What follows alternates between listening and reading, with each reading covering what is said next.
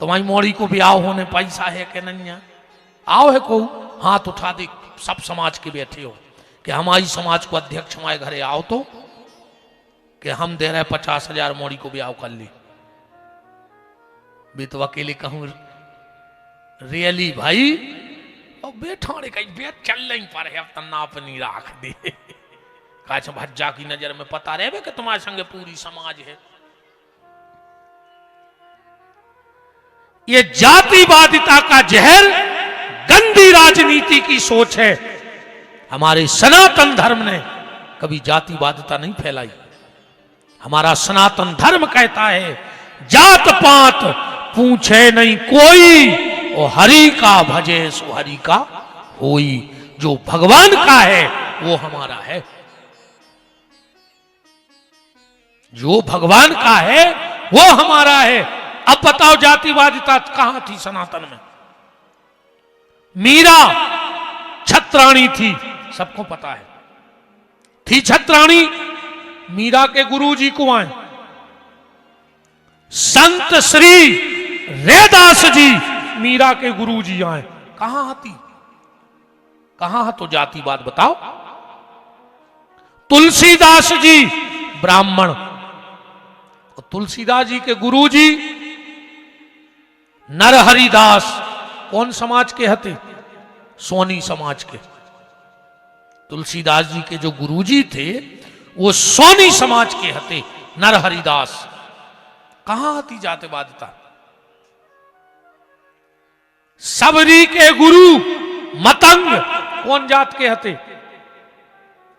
सेन समाज के हते। जो मतंग ऋषि हते वो सेन समाज के हते। कहां आती जातिवादिता? पर ये वोट की राजनीति ने सत्यानाश कर दी। वो तो झूठी बोलत रहे, इतने तो खतरनाक होते हैं। एक नेताजी गए गांव में, गांव भर के घेर गए, कह लगे भज्जा 4 सालें हो गई तुम्हें जीते, और 5वीं साल फिर लग गई, और हमारे गांव में लाइट नहीं लगवा पाए। तो क्या कह गए थे तुम कि हम जीत हैं और पहलो काम तुम्हारे गांव में लाइट लग है। नेताजी ने तुरंत अपने पीए से कही, बिजली विभाग फोन लगाओ सबसे बड़े अधिकारी को। उन्हें तुरंत फोन लगा, सुनो मैं फला फला विधायक बोल रहा हूं, कल शाम तक अगर गांव में लाइट न जली तो तुम अपनी कुर्सी छोड़ने पर है, तुम हमें जानते नहीं हो, हम तुम्हें जिंदा करा दे उतई। और फोन दे दो पीए को। गांव के बोले भैया कौन से बात कर रहे थे? कह लगे बड़ी साहब को डांटो तुम्हारे सामने। गांव के बोले हमारे गांव में टावर ही नहीं है, मोबाइल के सिग्नल ही नहीं मिले, तुमने बात कौन से कर लाई?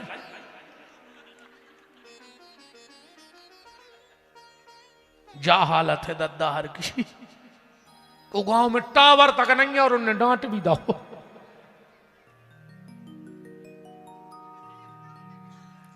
मेरा हाथ जोड़ के निवेदन है, आज हर जगह कास्ट की चर्चा है, पर यह कास्ट की चर्चा को विराम दे दो और अब राष्ट्र की तरक्की के लिए सोचो। हमें राष्ट्र के लिए जीना है, वरना फिर। और एक बात और सुन लो, अपन ने भगवान बांट लाए, हर समाज ने अपने अपने लाए भगवान। अब बते हत्ती त्योहार पे आओ, मैं चैलेंज देता हूं इतने लोगों को, एक जगह लिखो बता दे कि परशुराम उपाध्याय चौबे दुबे शर्मा। एक जगह लिखो बता दे राम जी ठाकुर राजपूत सोलंकी परिहार। भगवान बट गए रे, भक्त बट गए, सब ने अपने अपने समाज के लिए। एक बात बताओ, रामनवमी पे एक समाज इकट्ठी ना होके जब पूरा भारत इकट्ठा होगा तो कितना अच्छा लगेगा। परशुराम जन्म महामहोत्सव पे क्या परशुराम खाली ब्राह्मणों के देवता थे? मीराबाई, कर्मा देवी, रैदास जी, नामदेव जी, संत की कोई समाज होती है? इन महापुरुषों ने जो अपनी तपस्या करके हमें जीने के सूत्र दिए वो क्या एक समाज को दिए? उनकी बातें मानो तो सबको भलो है। एक बात बताओ, अच्छा ही तई देख लो अपन। पंडित जी हारे हाथ उठा जो कितने बैठे थे ब्राह्मण देवता, इतने हाथ ने चिकल ले।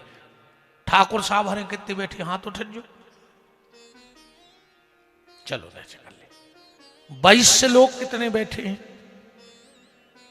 चलो। हमारे हरिजन भैया कितने बैठे हाथ उठाइए। 10-10, 20-20 हाथ हो गए सबके। अब तो हिंदू कितने बैठे थे ना, हाथ उठा जो। अब बताओ ताकत ब्राह्मणों की ज्यादा है कि क्षत्रियों की, कि वैश्यों की, कि हरिजन भाइयों की, या फिर सनातनियों की? सनातनियों की ताकत ज्यादा है। मेरा निवेदन है कर्म के पुजारी बनो, कि जातिवादिता का जहर मत घोलो। कुछ त्रुटियां रही हैं, मैं मान रहा हूं इस बात को। मरे जानवर की खाल मंदिर में चली गई, ढोलकी में जाते कि नहीं जाते, पर अपन जिंदा आदमी को नहीं पड़न दे रहे मंदिरों में। ये कुछ गलतियां हैं। मरे जानवर की खाल तुम पसंद कर रहे और ढोलकी भी मड़ के मंदिर में बजा रहे और कह रहे नहीं जी अछूत है जी, छोटा है ये, मंदिर नहीं जाएगा। भगवान पे कब्जा ठोक लो सबने। भगवान जब रीझता है तो रैदास के कठौती में प्रकट होता है। वो ये नहीं देखता कि किस जाति के हो, वो तो प्रेम का भूखा है।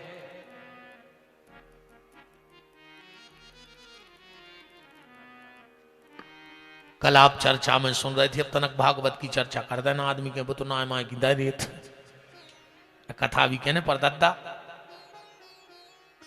कल नंद उत्सव मनाओ जा रहा हो तो, और नंद उत्सव में कितने श्लोकों में एक समय श्लोक पढ़ दी तुम, उन्हें लगे कि हाउ महाराज जाना था काछू ना आदमी जाने, वो तो गप पे दे रही अकेली। 18 श्लोकों में भाई देखो विद्वान भी बैठे, उनके मन की भी कथा करने, उनको भी लगे कि हाउ कछु जानत है वो। 18 श्लोकों में नंदोत्सव मनाया गया भागवत जी में। प्रारंभ कहां से हुआ? नंदस्तम आत्मज उत्पन्ने जाता अलहादो महामना आहूय विप्र वेद ज्ञान स्नाता सुचिलंकृता धेनु नाम नियते प्रादत विप्रेभ्यासमलंकृता। और विश्राम कहां भाव? नंदो महामनस्तिभ्यो वासो लंकार गोधनम सूत मांगत बंदिभ्यो तेनो विद्यापा जीवना इत्य तक। 18 श्लोकों में नंद उत्सव का है भाव। सुखदेव जी कह रहे परीक्षित, जिसने पूरी भागवत को ना सुना हो, अगर वो नंद उत्सव के 18 श्लोक सुन लेवे तो 18,000 श्लोक सुनने को फल प्राप्त हो जाता है। इसे 18 श्लोकों में नंद उत्सव भाव। हमारे यहां कितने पुराण हैं? 18। सुखदेव जी कह रहे परीक्षित, जो 18 पुराण की कथा ना सुन पाए वो नंद उत्सव के 18 श्लोक सुन लेवे तो 18 पुराण सुनने को फल है। गीता में अध्याय कितने हैं? 18। जो नित्य गीता का पाठ ना कर पाए, अगर वो भागवत के 18 श्लोकों को पाठ कर लेवे तो रोज गीता के पाठ करवे को फल है। और एक बात और सुन लो, तुम्हें किसी पंडित जी ने, किसी ज्योतिषी ने बता दिया हो कि तुम्हारे घर में पितर दोष लगा है, घबराना नहीं। खाली अमावस्या के अमावस्या जहां गैया बनत हो सार में उते बैठ के गीता को पाठ करन लगो, तुम्हारे घर से पितर दोष खत्म हो जाए। हम बिल्कुल चैलेंज दे रहे हैं बात को। जिनके घर में अमावस्या के दिन गीता का पाठ होता है उनके घर में पितर दोष नहीं लगता है। मैं एक और आपसे हाथ जोड़ के निवेदन कर रहा हूं, साल में एक बार अपने घर में अखंड रामायण का पाठ जरूर करवाया करो। इतो न कर पाओ तो साल में एक बार घर में सुंदरकांड को पाठ जरूर करवाओ करें। एक बार और खूब जोर जोर से पूरे घर में शब्द गूंज जाएं, पितर दोष समाप्त हो जाएगा। अगर आप अमावस्या को, गीता का, तुम्हारे पितर तुम्हें आशीर्वाद देंगे। पितर संतुष्टि का सबसे सरल उपाय है क्योंकि अमावस्या पितरों की तिथि है और पूर्णिमा देवताओं की तिथि है। अमावस्या को हम जो भी दान पुण्य सत्कर्म करते हैं उसका आधा भाग हमारे पितरों को मिलता है, और पूर्णिमा के दिन जो हम दान पुण्य धर्म करते हैं वो आधा देवताओं को बल मिलता है। इसलिए 18 श्लोकों में नंदोत्सव मनाया गया। कुछ ग्वालों ने नंद बाबा से कहा, रे बाबा, कंस अपनो राजा है और अपन लड़ुआ भी दे अज्जे और टैक्स जमा करे अज्जे, क्योंकि प्रजा का कर्तव्य है, जनता का कर्तव्य है कि राजा को टैक्स देवे, टैक्स भरो चाहिए। पर राजा को भी कर्तव्य है 3 चीजों पर देश का पैसा सबसे ज्यादा खर्च होना चाहिए। 3 चीजें कौन? सबसे पहले शिक्षा पे, दूसरी स्वास्थ्य पे और तीसरी सुरक्षा पे। फौज के लाने ज्यादा पैसा खर्च करो, डॉक्टरी लाने में ज्यादा पैसा खर्च करो। और मैं तो सरकारों से निवेदन करूंगा, तुम गेहूं फ्री बांटो चाहे नहीं बांटो, अगर तुम्हें देश से प्यार है तो शिक्षा फ्री कर दे, शिक्षा फ्री कर दो, दवाई फ्री कर दो, अस्पतालें फ्री कर दो। मरो जा रहा हो, गरीब आदमी को बड़ी सी अस्पताल चलो जाए तो जे खोल लेगा वो तुम्हारा ही जे, पूरे घर के मार जाए 10-20 साल को।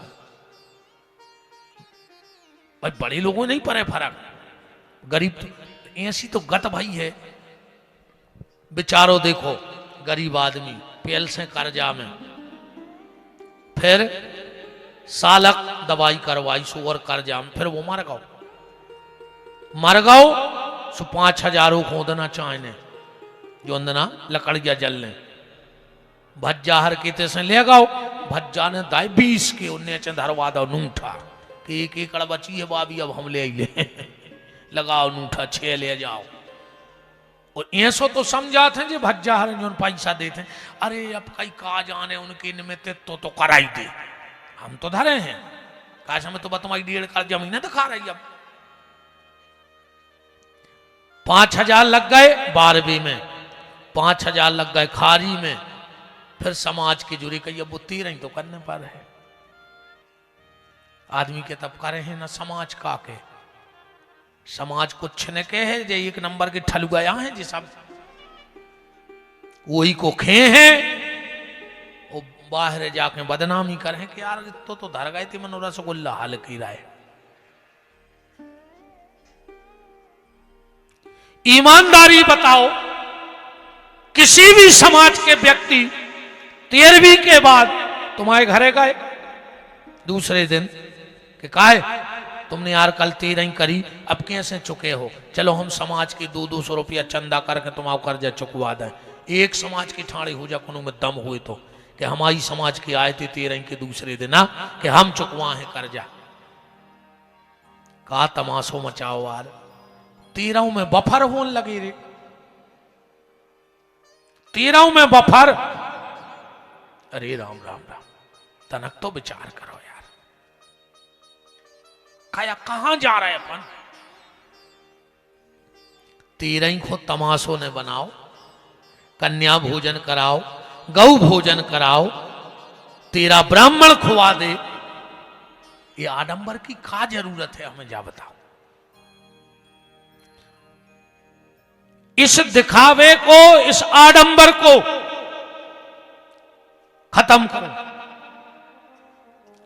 तो सरकार 3 चीजों पे अपना ध्यान दे, सबसे पहले शिक्षा पर, दूसरा स्वास्थ्य पर और तीसरा देश की सुरक्षा पर।